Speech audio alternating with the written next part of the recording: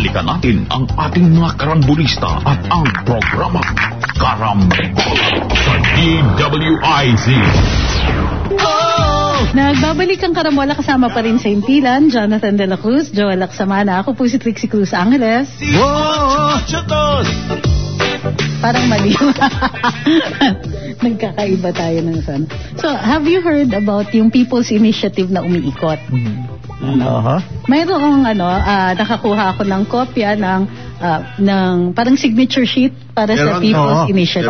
May signature campaign. Yes, kasi ganun ang People's Initiative, di ba? Kailangan mo ng signatories para sa, ano ba to? Para ma-file yung petition with the COMELEC, mag-conduct ng referendum on a proposal to amend the Constitution. By way of People's Initiative. So there are 3 ways to change the Constitution kasi, di ba? One is Constituent Assembly with Congress and the Senate constituting themselves as the Assembly to propose amendments to the Constitution. Yes. Pangalawa, yung Constitutional Convention. Mag-e-elect tayo ng mga representante para umupo at mag-discuss at later on mag-propose ng pagbabago, either amendments or an entirely different constitution. And then third is through the People's Initiative. So dito sa People's Initiative, ang proposal is to amend Article 17, Section 1 of the Constitution. Ang Article 17 po ay tungkol sa pag-amenda sa saligang batas. So, initially, nakalagay doon yung paraan para pabago ng saligang batas, pag-amenda. Ang Section 1 nakalagay doon is through Congress voting with 3/4 of the vote of all its members. Okay? So, ang proposed amendment ay isama yung phrase na voting jointly through the after a call by either the Senate President or the Speaker of the House. Okay? So, dalawa yung proposals dito. Dalawa yung changes. Number 1 is the joint voting. Number 2 is the alternative call. Meaning, dun sa alternative call, sino ang makakapag-call para mag-constituent assembly? It will be either the Senate President or the Speaker. Hindi nila kailangan magkasundo. Isa lang ang kailangan para mag-initiate ng call. I'm not saying this is what's going to happen. Ito po yung proposal, ha? Liwanagin lang natin. Saan galing yan? Saan mo nakuha? May mga umiikot na sa mga barangay. Is it an initiative of... kasi dapat may proponent yan. Oo. Is there any proponent right now? Meron, pero hindi ko nakita yung Who is this guy? Belongs to a group na Constitutional Reform Advocates. Okay. Sila. So, what a noble sounding... parang yun nung panahon ni GMA, Raul yan eh. Yes. Raul Lambino, if you remember. Correct. Ano pa rin naman si Sir Raul eh. So, yung second is the joint voting. So, itong tingin ko, both provisions will be very controversial sa Senado. Kasi, dun sa provision by itself, voting by all members of Congress, 3/4 vote. Ang debate dyan is, syempre gusto ng Congress voting separately. Okay. Kasi pag voting separately, dapat 3/4 vote ng Senado, 3/4 vote ng Kongreso, at kailangan mag-concur silang dalawa. Syempre, pagka hindi nagtugma, it will not pass. Stymie. So, pag joint voting, ang voting pool mo is Congress and the Senate with the senators equivalent lang, each senator equivalent to the vote of a single congressman. So dahil mas malaki ang Congress, mas malaki yung chances. Ang laki ng chances na kung whichever way Congress is going, matatalo talaga ang Senado kung magkahiwalay sila ng panig. So, I expect a lot of debates on that one kung ito ay magkaroon ng serious push. Which has always been which is Paano ba magiging argument? As far as People's Initiative is Anong argumento ng mga senador pag ganyan? In the case, we have much more gravitas. They cannot say that. Because they are both legislators. Sabagay. Correct. Tsaka may interparliamentary courtesy yan. They have to respect the different chambers. Walang basagan ng trip. Hindi ito yung Robin Padilla. Hindi ito. Kasi may Robin Padilla rin na okay siya sa charter change. Charter change. Siya, sinusulong din niya yung charter change. Senator Padilla. I think he already proposed. He did. He came out with a resolution for that purpose. I don't know naman kung ano yung mode niya. Hindi natin alam kung paano yung iniisip ni Senator Padilla na mode of change, di ba? Pero ito People's Initiative. People's Initiative. But with yung sinasabi mo, umiikot na pag may campaign na ganyan, it's quite obvious it is being traceable. Where is that? It is traceable to Congress. Not necessarily. Pwedeng independent yan na traceable to certain personality. Close to the Congress. Or slash group. Usual suspect pag Congress. Okay. Pwede. Si Speaker already said whatever. Si Speaker, ang sabi niya, on his mind, ay amyendahan ng oras na daw, amyendahan ng saligang batas, pero ang pinuntirya niya yung economic provisions. Pwede pa rin Ganito kasi yan. Increase the equity of foreign investors. I think every president had always they always been wanting to amend the Constitution. Some parts of it or the whole Constitution. The reason being, it's been there for so many years. And there are a lot of changes that have happened, etc. There's need to update it and to conform with the times, something like that. So every administration has had this shade of ganito. Ngayon, ang naging I think dalawang nakausad na medyo beyond the usual.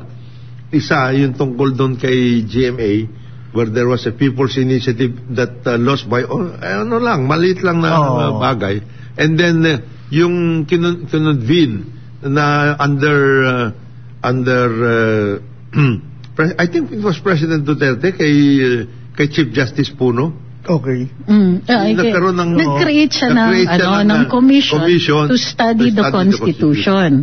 Tapos doon nga niya nakita kung ganong kabigat yung pagbabago ng saligang batas. Lalong-lalo na if you're changing an entire form of government. Gusto kong kasi siya federalism pinatingnan niya kung kaya yung federalism. I think every mayor wants federalism. Kasi it gives them more autonomy.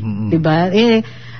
Doon niya nakita yung facts and figures, even the legal implications of how to do this. Na-overwhelm siya. Sinabi naman niya, and he will constantly talk about it.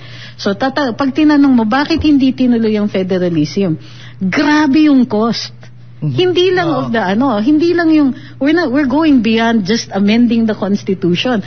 Yung creating the infrastructure for federalism, it cannot be done in 6 years, it cannot be done in 10. Kailangan talaga you lay the groundwork first, you prepare your various areas kasi 'di ba kung may insurgency, tatargetin lang nila yung weakest state, magkakaroon sila ng state. Kaya yun yung mga that's why I'm saying every administration it's wanted to amend, change, whatever it is, entirely come out with a new constitution. Ngayon, this is an effort again because by 2025 if you have not done this thing, wala na yan. It will not fly. Wala na yan. After 2020, after the midterm elections. That's the urgency of a signature campaign. Yeah, that's the urgency of a signature campaign. Ngayon, ang isa pang napaka-importanteng mapag-usapan dyan is, at this point in time, the President, meaning BBM, is also being asked. Ikaw, federalism ang ano mo, kaya nga ang partido mo, PFP, partido federal eh. Ngayon, how is it doing? So he's also being asked by people. Itutuloy mo ba yan at lahat? So ang ginagawa niya is a creeping kind of thing. So ngayon, pinaaral niya, sabi niya doon sa mga departments, tignan ninyo kung alin ang mga pwede niyong i-devolve. Ng mga services, etc. and everything, para ilagay na natin sa local government units. So that is an effort na to give more and more powers and services to the local government units, the regions, to the regions and everything else, which is necessary naman talaga kasi mahirap naman yung napaka-urban centric natin. Totoo. Dito lang Hindi tayo. pwede. We were talking about that the other day, lagi na social component sana na LGU ang may control ang basis. So itong People's Initiative, so nakalagay doon, yun ang question doon sa People's Initiative, Trixie? Yun lang? Yun lang. Hindi kasi, ang nakikita, clear na yung strategy. Expand mo yung powers ng Congress, pagka pwede na pag nag-pass ito, Congress will control what will be amended in the Constitution. But I expect, mag-aalma ang Senado dito. Ano? Dahil mayroong yun eh. Under the existing 1987 Constitution, yung amending the Constitution by way of Constituent Assembly has always been a bottleneck. Yes. Wala yan, hindi nangyayari. At saka gera yan parate ng dalawang chambers. That's what I'm counting on. The issue is voting separately ba o voting as jointly? Patay na yan. And it's not stated. Dun sa Constitution, kailangan mo pa yung Supreme Court para i-resolve yan eh.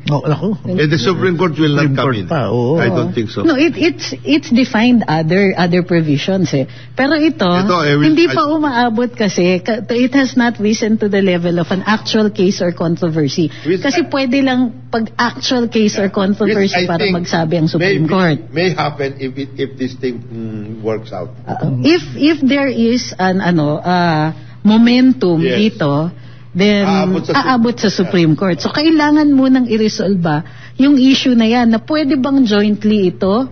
Paano ang Senado? Parang na-diminish yung nila, yung co-equalness nila. So jointly and then a call by either head. Oo, isa pa yun. Yun. Bakit hindi ba dapat mag-concur sila? Kasi joint resolution or something. Parang lumalabas na pwedeng independently, let's say ang Senado or ang Kongreso magpa-call out for a constituent assembly. Parang you have to be concurrent. Alam mo, ito baka hindi naintindihan nung nagpro-propose na ito kung gaano kahirap ang People's Initiative. Ang dami mong kailangan ayusin. Magmula pa lang doon sa papunta ka pa lang sa COMELEC, aayusin mo na yung X percentage of voters in that particular district should already concur na magkakaroon ng People's Initiative. Yan, ano pa yan? Gagawin mo pa yan. Hindi naman basta-basta ginagawa yun eh. You have to campaign for that. Yeah. Yeah, yan. So you're going to go on the stump. Isa pa yan, mag-allocate pa ng pera yan. Mag-allocate ka ng pera for that purpose. Is it what? 1%? What? 10%? Of the voters, 10% ang nakalagay doon sa enacting legislation. And it's in every legislative district yun. Ang dami ng buong bansa. 10%. Kung halimbawa dito sa Pasig 420,000 ang botante, 10%, you're talking about 42,000. Ang hirap. Hindi ba yan magre-referendum lang sa bawat 10%? 42,000. 10% or at least 3% in each LGU. So 10% of total registered voters or 3%. Tapos minimum of 3% per LGU ang nakalagay dun sa per district pala. Dito sa Pasig, you're talking about halos 420,000. You're talking about 3%. You're talking about mga 15,000. Ang hirap ko mo ng 15,000 ha. na pupunta mo, signature, at saka yan, titignan mo kung totoong signature yan. Basta walang dayaan. May verification pa dapat yan. May process yun. Di ba? You have to go through that, you have to go through that process at the same time. In other countries, for example, sa US, di ba dati sa California, may mga proposition. How did they do that? California lang. Ayun lang, at isang state lang yun. Because it is a federalism na sila doon. They're already... medyo well-informed na mga tao. Mabilis doon. Mabilis na workout yan. Kasi, sinasabay nila, they don't have this kind of requirement na yung you have 3% of each and every district. Wala silang ganyan na requirement. Well, now you put it that way, medyo mahihirapan. Mahirap yan. Yan. So, wala pa tayo man lang sa mga issues talaga nung... Wala pa. You're just talking about how to amend it. I was going to jump in ng mga, online ownership. Wala pa yun. Terms of office, wala pa pala tayo. Wala pa yun. Ay, nako. Nag-research pa ako. Nung panahon ni GMA, they almost succeeded. Yeah. Nagkamali lang sila in 2 or 3 districts, I think. Ay, ganun ba? Yeah. Near miss. Ano ba yung proposed amendment nung kay GMA? Term limits? Yes. Term limits. Kasi masyadong maikli ang... I agree rin naman kasi yung 3 years. Kalokohan yan, 3 years na yan Corruption ka na naman. Bunga, yan ang ng corruption At saka napaka-politicize ang ating sistema dating ng gano'n. Pero you know what, ang nakikita ko dito, syempre people will make connections. So itong 500 million ba o billion? Billion. 500 billion na unprogrammed funds might not be a mere coincidence dito sa di ba sa effort na ito. It is possible. Di ba? Plus, yung additional na budget ng Kongreso. Yung unprogrammed funds could possibly be dalawa utilized sa You must understand. You're talking about a process. There are 2 processes that will be in place already. If this thing is going to continue, yung tungkol sa amendment of the Constitution by way of people's initiative. This is one question only. Isang question lang ito. Ngayon. But that is also at the same time going to coincide with your preparations for the 2025 elections. Yan shoot na shoot Shoot na shoot yan. Isa lang yan. So whoever will be participating in this kind of effort is already participating in his or her own electoral campaign. Oo nga naman. Pare, ako, sasabihin ko, kung ako ang may hawak nito, kung ako ang may hawak niyan, sasabihin ko sa kanila, sama ka. Pag hindi ka sumama, itong kabila ang sasama. Ikaw, kalaban mo to. So, kinoconnect yung Ganun naman. Parang, medyo genius ang mga nag-iisip ng mga ganito rin. Strategic. Strategic. Din sila. Politics. Diba? Kasi magko-coincide na dyan Habang nag-People's Initiative ka, nangangampanya ka na. Halimbawa ako, Parin Joel at Trixie. Tatakbo ako sa Taguig kasi naghati na. Hati na. Makati diba? Taguig. Ang kakausapin ko dyan, either the Binay or the Cayetano. Din sa distrito mo, boss. Sasama ka ba? Please get 3% of your voting population. Pumirma rito. Pumirma dito. At least 3%. Diba? Pagkakataon mo na to para pagkakataon mo na to para mangampanya, mag-umpisa na. Diba? Kung hindi ka kasi sasama, ito nakahanda na siya ang sasama dito. Ikaw. Siyempre, alam ka namang iiwan ka sa pampansitan yan, bro. Diba? Nauna na yung kalaban mo, siya na yung nag-iikot, At saka People's Initiative, ang gandang pag-usapan. Sa distrito, hindi kailangan natin ng ganito Dami mo nang sinabi. Dito na lang sa Quezon City, na Trixie, Pumarin, si Congressman, si Franz. Pag hindi sa sumama dito, may ibang sasama. Baka sumama. district din ni Mike ito. Pwede Depende ka if he wants My to. boss, sir. Kung gusto niya magpa-impress. Matagal ko ng initiative talaga itong amending You really the sound like Constitution, him. Kuha. Gusto ko talaga ito. Si Mike. Panahon pa ng GMA. Talaga, Hindi ka sumama, ikaw. Incumbent ka, Franz Pumarin. Ay, dito. Pare, ano to? Problemado ka pag hindi mo ginawa. If you are an honest to goodness politician. Ang tingin ko dito, People's sama ng Initiative. timing nila. Kasi right after makita yung hearings doon sa SMNI, magaganito Tapos biglang sila. magaganto Siyempre kayo. magdududahan sila. Kakaloka tong mga to. Dapat hinintayin din na medyo mabango-bango yung itsura nila. Timing is everything. Unless nagmamadali ka.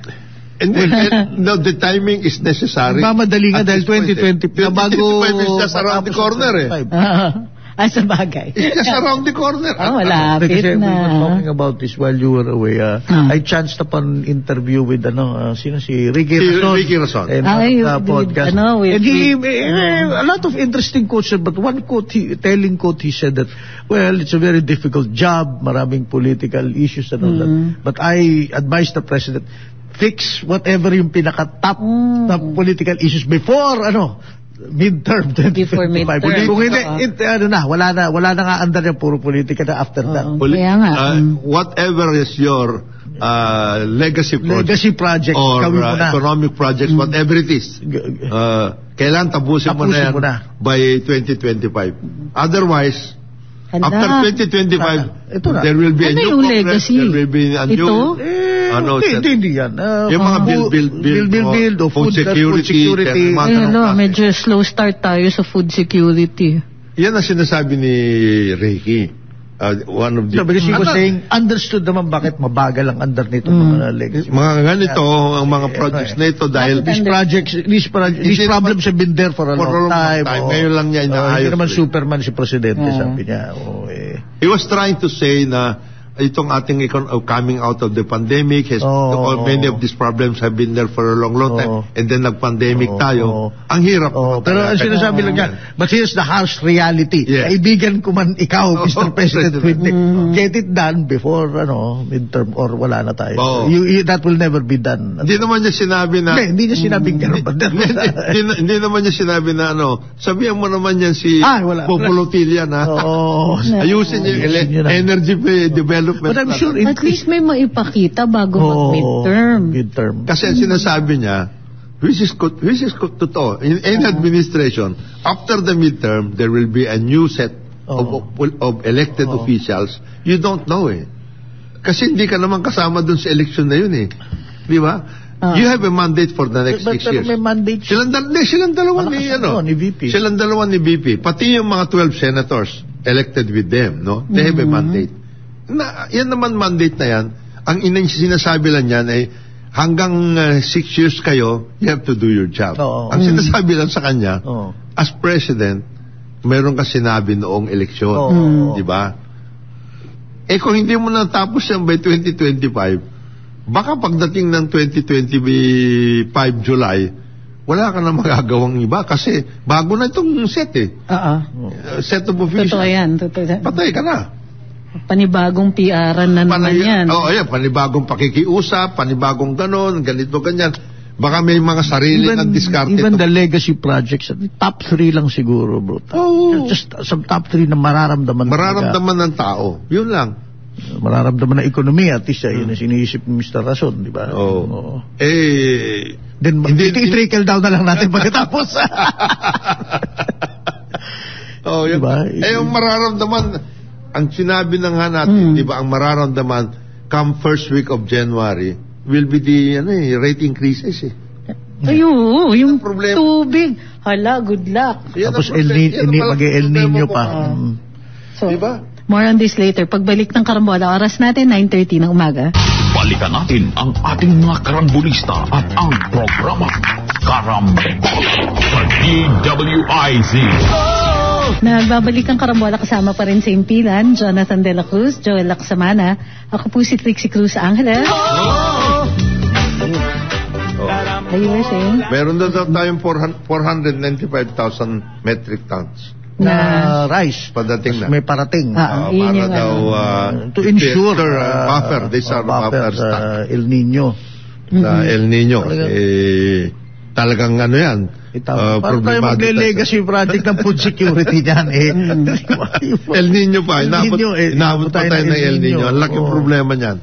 Well, I hope we'll be able to handle yung ating bumper crop. Pero again, ang sinasabi na nga natin kahapon, may bumper crop tayo, pero nasaan yung mga facilities? Yung hindi pa rin na-address yung ano. Sige, baka mamaya maging waste lang yan. Cold chain, saka yung yung storage, yung silo, dryer. Dryer. Doon pa rin tayo sa highway nagpapatuyo. Wala Yung pala, akala ko road widening. Road widening. Ano pala? Yung pala hindi patuyuan niya. Post-harvest facility yun. Nako. Yan ang mga problema. Yan ang mga papasok sa atin. And then this people's initiative. Hindi, kaya nga kailangan ng charter change para ang investor, foreign direct investment ay that's wrong. Ay bubuho sa atin. That's wrong. We have to increase their equity. That is not the problem sa foreign direct investment. Wala namang bar wala. Hindi naman, pwede naman sila mag-invest sa sa agriculture natin. Wala namang bar yun. Walang 60-40 kahit 100%.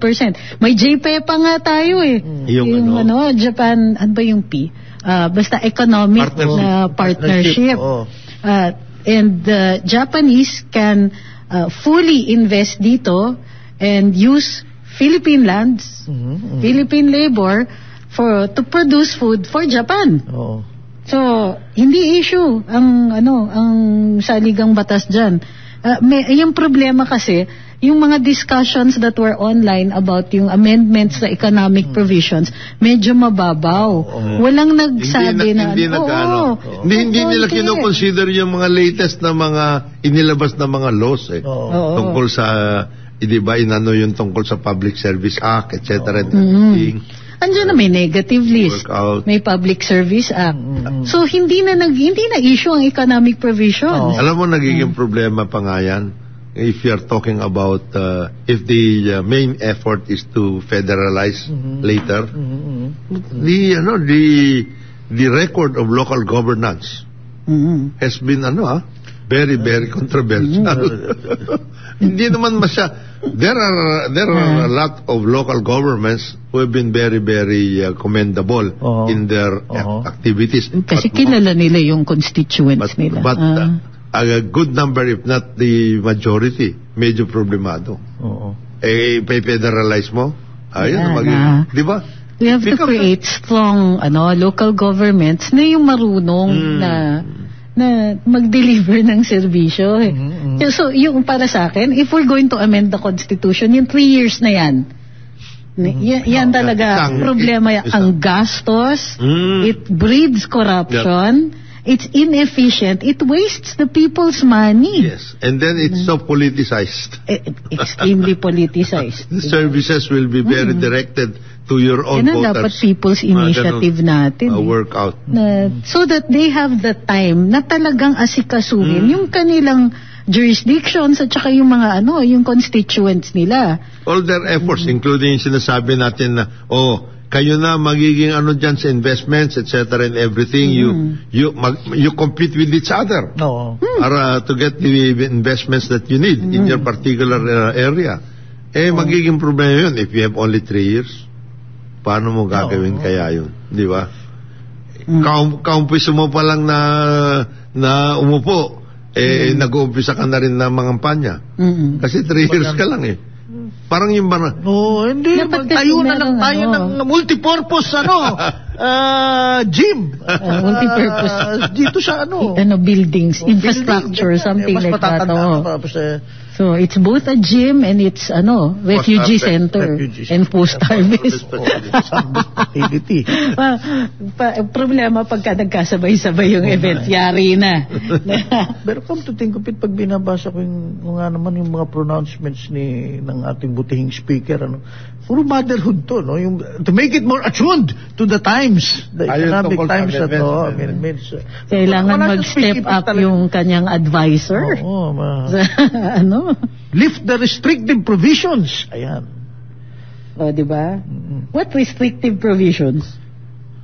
Work hand in hand with the economic managers. See? Ayan. Economic yung kanya. To find out the priorities we should take up first. Alam mo, sa tutulong, wala yata akong Walang, nothing specific, di ba? Wala. Pero, Aga pa siguro. ang problema dun sa statement niya, ini-ignore niya, nakakalabas nga lang ng Public Service Act. Hindi pa nakakatatlong taon yan. Yeah. So they have not even given it a chance to work. Besides that, they're not educating people about the negative list. Wala. Ano Wala ang na tao. pwedeng, ano lang ang nationalized industries? Primarily yan sa extraction of natural resources. Kasi limited yan. Tapos yung land ownership.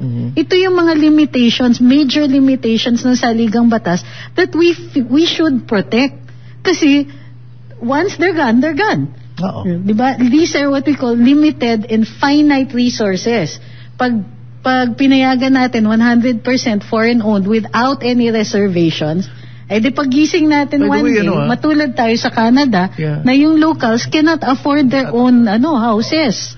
By the way, yung mga kapitbahay natin, Vietnam, Indonesia, Thailand, they don't do that. At nilagpasan na tayo by leaps and bounds. But they never, yung bang permitted yung land ownership. Actually, no need. No Because need, halos perpetual na yung 50 years Sabagay. Oh, Diba? that's one generation. What do you need that for? Oo. Diba? Diba? O paano yun? So, maraming maraming kailangan ayusin talaga. But if I'm sorry, what kung pinramis, okay, give us, hindi man land ownership, whatever, sabihin ng isang foreigner, I will build the cold chain and the processing and all that. Di good. Good. Kailangan. You're given a We list needed of that 25 30 years plus ago. 25. Oh. In Pampap. Hindi, pwedeng ganun, yung merong kang milestones. Otherwise, bawiin sa'yo yung benefits mo. Hindi, parang sa privatization, we will, we will Tatawid dispute. talaga natin sa privatization nito. We will dispute that kapag, Dapat, kailangan may oversight force majeure. Hindi lang yun. Alam nyo, ang missing sa atin, because nga, ang ikli ng terms, ang missing sa atin is a blueprint for yung pag-aayos. Kunwari, sa saligang batas, we can't do that all in one go. So, kailangan meron din, nag-educate tayo sa taong bayan kung ano yung mga kailangan natin. Nagbabago yung needs natin. And in fact, that's the reason we have legislators and we keep voting for, we have a permanent body that has oversight over our laws, tinitignan kung applicable pa siya at tinitignan kung anong kailangan binabago. Hindi yung parati silang nag-hearing in aid of legislation, kunwari. Ang nga natin, ang kailangan nga natin at this point in time is codification of all of the existing Halimbawa, laws. tax laws. Dapat i-codify yan, ayusin yan. Hindi yan rocket science, ano lang talaga yan. Kayang-kaya yan in the House, in the Senate. Ang importante nga, para rin yan yung data natin in all of the agencies. You codify the laws because yung mga iba patong-patong sometimes nagko-contradict na nga.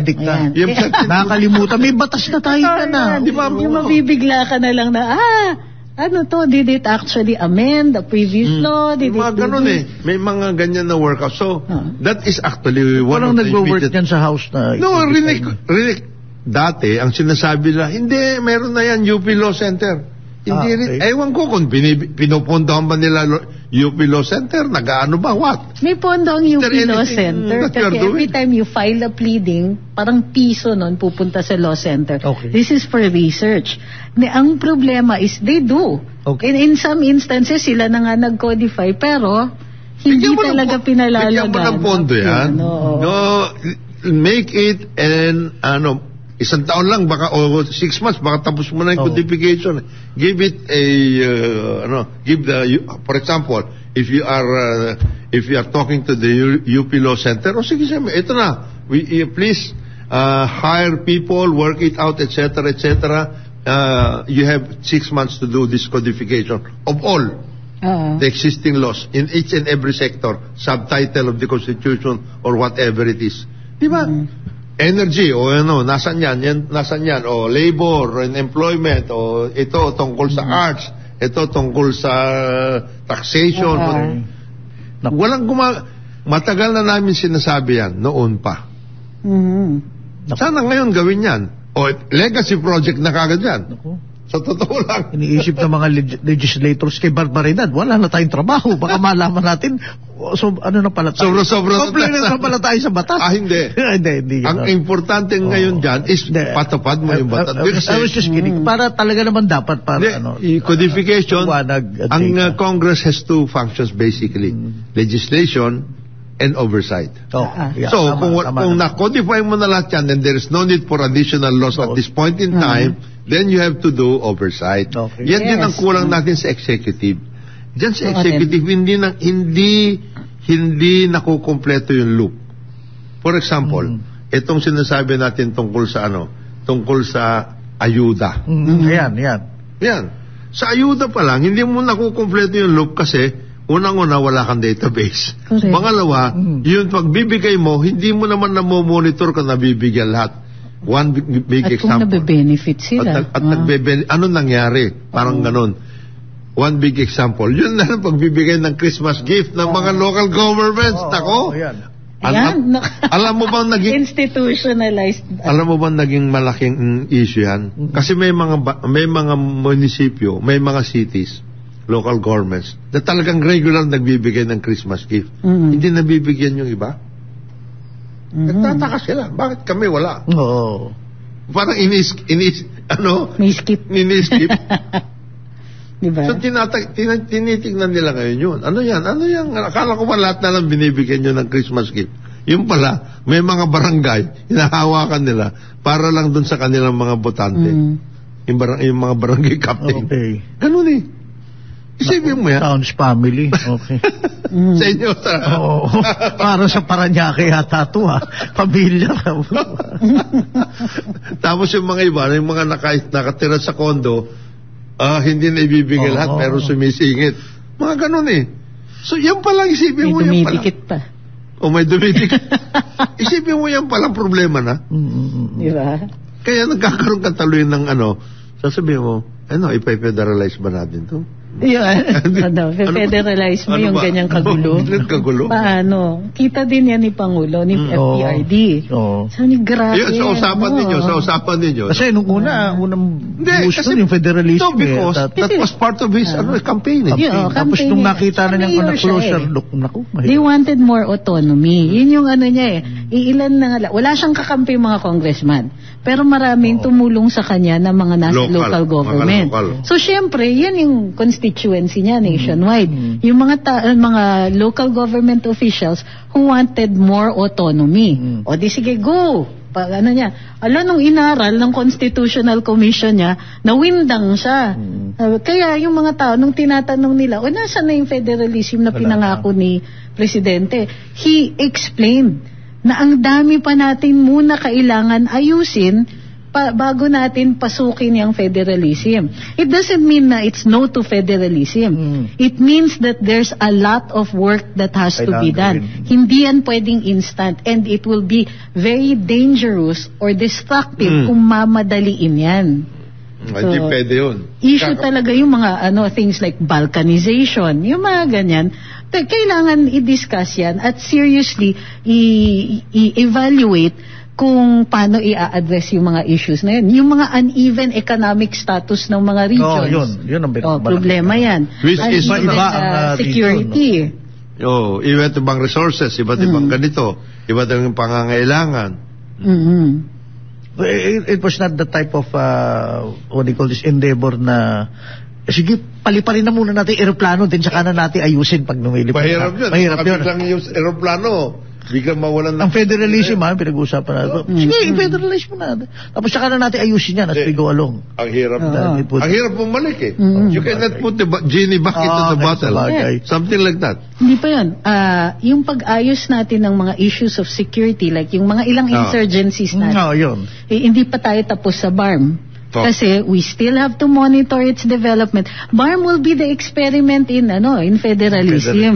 How is it now? Di ba parang ganun eh. Ano yung issues? As a matter of fact, magiging malaking issue yan for 2025 because that is the time when the incumbent appointed BARM officials will have to be elected now. Yan natin. Yung kasalukuyan. Para makita natin ano ba talagang sanang deliverables mo. Kailangan din i-evaluate kung naaangkop yung form na ginawa natin for BARM. Kasi merong iba na nagsasabing countercultural siya. Hindi siya sanay ang mga tao. And in fact, until recently, nagbibigay-pugay pa rin sila to the heirs of the sultans. Ganun eh. Not just the Sultan of Sulu, marami yan. We're not just talking about the Tausugs. Marami yan. Maranao, Magindanawan, and so on. Kailangan naaangkop dun sa kanilang kultura. At saka yung nga. Matagalan talaga. Which is why I mentioned getting an endeavor up in the air. Kasi sa corporate, madalas kami sa ganyan. Paliparin na muna yan. Kamusta ka na natin ayusin? Lagyan ng project managers yan. Yung mga gano'n. Pero baka mahirap. Pagka security yung issue mo, hindi mo makukorekt yan. Buhay yung pinag-uusapan. Buhay yung pinag-uusapan. Halimbawa, in the case of BARM, for example, right now, since the time when the BARM Act was enacted, during the time President Duterte, meron kasi doon na black grant. You're talking about 70 billion pesos a year. That will end in 2025. Ano ngayon? Siyempre, sisingilin ng mga tao niyan. Nasaan napunta yung 70 billion na yan? Saturday, magtuturoan na yan. Yan naman, may COA sila dyan. May bantayan. Pero in terms of monitoring, you have to find out. Yun na nga. Ano yan? Totoo ba ito? Yes or no? Mga ganun eh. So, maraming mga issues dyan. Yes, as a matter of fact, Budget Secretary Amen ng Pangandaman said that it's not only 70 billion. For this year, 2024, we allocated 80 billion. Kasi mayroon pang assistance in addition to. So 10 billion yun. For the whole of BARM. Yeah. That's the whole of BARM. We are talking about 5 provinces. Okay. Yun lang ang pinag-uusapan dyan. So ano yan, in terms of actual usage, just say infrastructure, nasaan napunta yun? Tatanungin ka siyempre ng tao. Kasi may mga impormasyon na hindi naman ginamit para sa development because that's supposed to be to set up your institutions at the same time start your development activities. Sinasabi, ang development na nangyari dyan bumili sila ng mga bagong baril Yikes. Mga ganun Tapos sinurrender yung luma.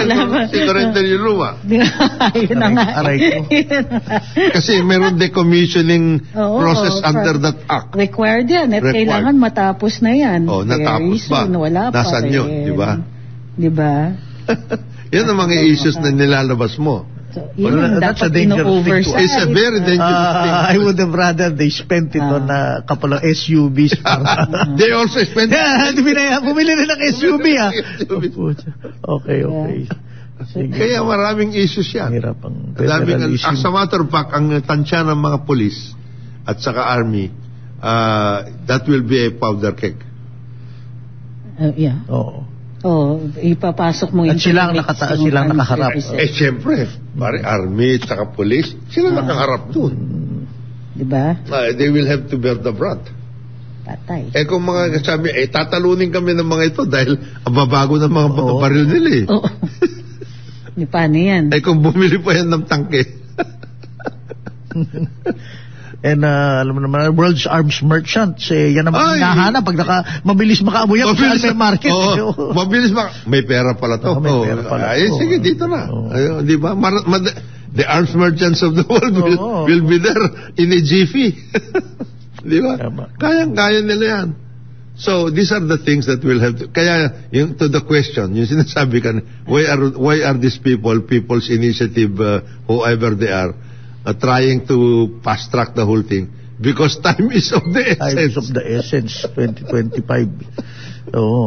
Gano'n naman talaga yan ang window that's it sumasara yan. Kasi nga mabagal yung start. Diesel diesel yung start off Malaking problema yan. Mabagal. Slow start. Buti nga kung na-start slow starting, yun ang problema niya. Marisipin mo yun. Walang continuity, sorry for the term. Alam mo yun, there's no overarching na blueprint for development. Unlike, let's say, sa DPWH, kanari, you plan for certain infrastructure, di ba? Hindi parating nagagawa. Pero you plan for it anyway.